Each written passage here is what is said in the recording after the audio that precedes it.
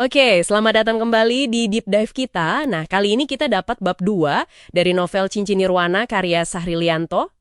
Langsung ke Jambi ya kita. Sehari setelah kejadian ledakan sama gempa yang misterius itu.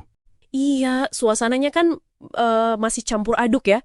Bingung gitu, ada sih penjelasan resmi dari pemerintah. Fenomena alam langka katanya, atau benda langit kecil, meteor gitu, yang pecah di atmosfer. Kedengarannya ya masuk akal lah ya. Masuk akal, tapi nggak buat tokoh kita, si David ini. Dia ngerasa ada yang janggal aja gitu. Dentuman yang dia dengar, terus cahaya terang, getarannya juga. Beda aja feelingnya malam itu. Bener-bener kerasa beda buat dia. Nah, ini dia. Jadi misi kita kali ini nih, kita mau coba bedah gimana sih penulis di sumber Anda ini ngebangun rasa penasaran itu lewat detail-detail kecil, perasaan aneh si David. Yang puncaknya ada di penemuan ini ya. Betul, penemuannya luar biasa. Oke deh, ayo kita bongkar bareng-bareng. Yang menarik kan kontrasnya itu ya. Antara narasi resmi yang cenderung aman, ini cuma fenomena alam, sama pengalaman personal David yang bikin dia resah gitu ya. Iya. Justru dari situ kan biasanya muncul pertanyaan yang lebih dalam.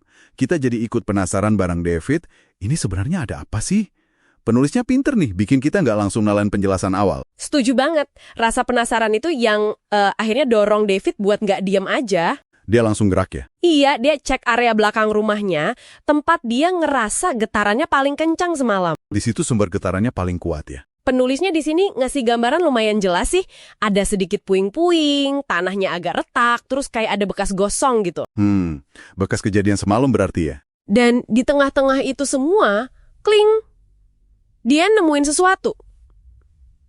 Kena sinar matahari pagi, berkilau aneh gitu. Nah, ini dia nih intinya. Deskripsi benda yang dia temuin ini krusial banget di bab yang Anda kasih ini. Bukan cincin perhiasan biasa ya ini. Jelas bukan. Bentuknya melingkar, oke. Kayak cincin.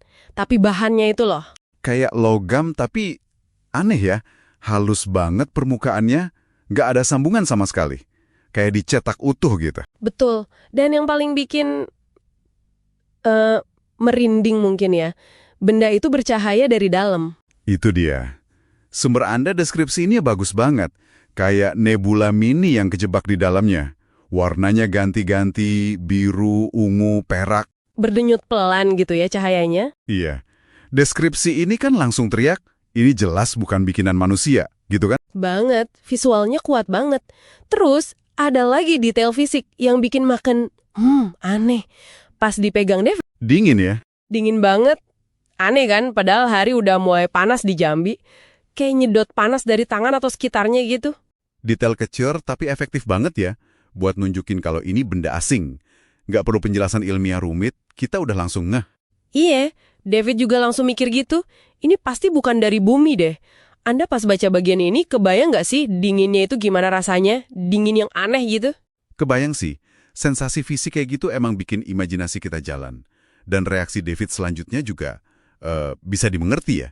Campur aduk ya? Iya, ada rasa takjub, pasti, sedikit takut juga mungkin, tapi yang paling kuat ya jelas rasa penasarannya itu. Rasa ingin tahu yang nggak bisa ditahan lagi. Sumber Anda bahkan nyebut David ngerasa ini kayak hadiah dari langit, frasa yang menarik tuh. Bisa jadi petunjuk, atau malah ironi ya nanti. Siapa tahu. Bisa jadi. Yang jelas buat David yang ngerasa hidupnya gitu-gitu aja, datar, benda ini tuh kayak kunci. Sesuatu yang bisa buka pintu ke hal lain. Jadi kalau kita tarik kesimpulan sementara dari bab ini aja nih, sumber Anda nunjukin gimana keraguan personal David, keberanian dia buat nggak percaya gitu aja sama penjelasan resmi. Malah ngebuka misteri yang jauh lebih besar ya. Fokusnya langsung geser ke cincin aneh ini. Iya, artefak misteris ini. Si cincin dingin yang bercahaya. Semua tanda tanya sekarang kayaknya ngumpul di benda ini. Penemuan ini jelas jadi turning point banget sih. Pertanyaan kita sekarang bukan cuma apa yang meledak semalam, tapi lebih ke apa ini cincin? Dari mana asalnya? Dan yang paling penting, apa efeknya buat David nanti? Ini setup cerita yang kuat banget sih. Bikin kita pengen buru-buru baca lanjutannya. Bener banget. Dan bab ini ditutupnya pas banget ya.